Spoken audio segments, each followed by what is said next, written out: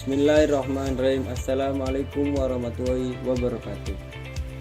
Perkenalkan, nama saya Khalil wa Mustafa, NIM 45. Saya mau menjelaskan tentang makrifat Quran. Al-Quran berasal dari kata qoro'ah yang berarti membaca. Al-Quran merupakan wahyu Allah atau firman yang diturunkan kepada Nabi Muhammad SAW yang turun secara berangsur-angsur melalui malaikat Jibril.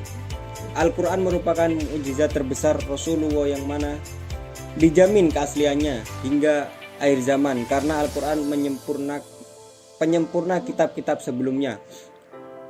Fungsi Al-Quran sebagai petunjuk bagi umat manusia, sebagai obat penyakit hati, fisik, dan juga sebagai pembeda dari hak dan batil. Al-Quran juga menjadi penasihat atau peringatan. Kandungan Al-Quran berisi tentang akidah, ibadah, dan muamalah, hukum sejarah, akhlak, dan ilmu pengetahuan menjadi pedoman hidup umat manusia dan sumber pokok ajaran agama Islam yang dibawa oleh Nabi Muhammad SAW. Yang nomor 2, saya mau menjelaskan as-sunnah, al-hadis, al-khobar, al-athar, dan perbedaan antara hadis qudsi dan Quran. As-sunnah, segala sesuatu yang bersumber dari Nabi Muhammad SAW selain Al-Quran, baik berbuat perkataan, takrir yang baik untuk menjadi dalil bagi hukum syar'i. Al-hadis dapat diartikan sebagai hal-hal yang datang dari Rasulullah, baik itu berupa ucapan atau pengakuan. Khobar adalah segala sesuatu yang disandarkan kepada Nabi Muhammad SAW. Al-athar, segala sesuatu yang diriwayatkan dari sahabat dan juga boleh disandarkan kepada Nabi Muhammad SAW. Perbedaan hadis qudsi dan Al-Quran. Al-Quran adalah firman Allah Subhanahu wa Ta'ala yang diturunkan melalui malaikat Jibril. Sedangkan hadis qudsi adalah firman Allah yang disampaikan secara langsung kepada Nabi Muhammad SAW.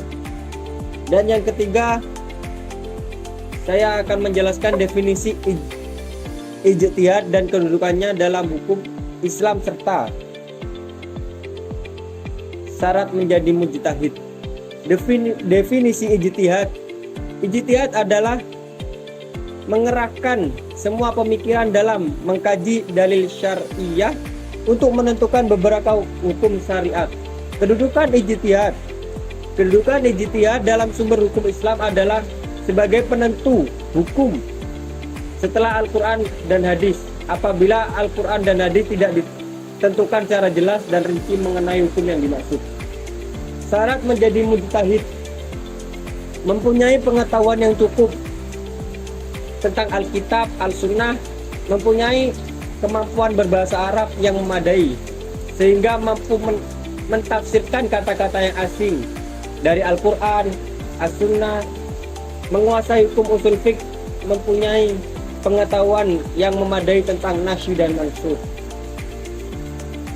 Dan yang keempat, aliran serta ajaran dalam ilmu kalam.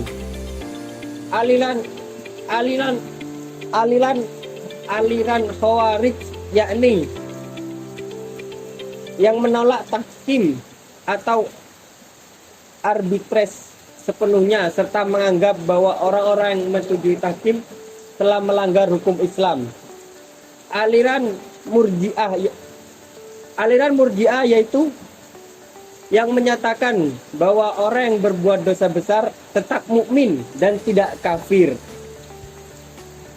Aliran Mu'tazilah ini yaitu yang menolak dua pendapat di atas. Bagi aliran Mu'tazilah, orang yang berdosa besar tidak bisa dianggap kafir. Tidak juga orang mukmin pendosa besar berada di posisi antara Islam dan kafir. Ahlus Sunnah wal Jamaah merupakan salah satu beberapa aliran ilmu kalam dapat dibedakan menjadi dua pengertian, yaitu umum dan khusus. Sunni dalam pengertian umum adalah lawan kelompok Syiah. Dan yang kelima, dasar filsafat dalam Islam. Tanpa disadari oleh banyak kalangan, ternyata Al-Quran merupakan sebuah kitab suci yang selalu mengajak pembacanya untuk berfilsafat dalam segala aspek kehidupan, baik di dunia maupun di akhirat. Sebagaimana yang telah diketahui bahwa karakteristik filosof ialah berpikir secara radikal, universal, dan rasional.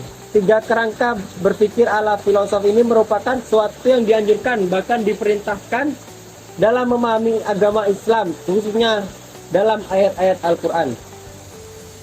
Yang B, bagaimana implementasi tasawuf dalam era modern saat ini?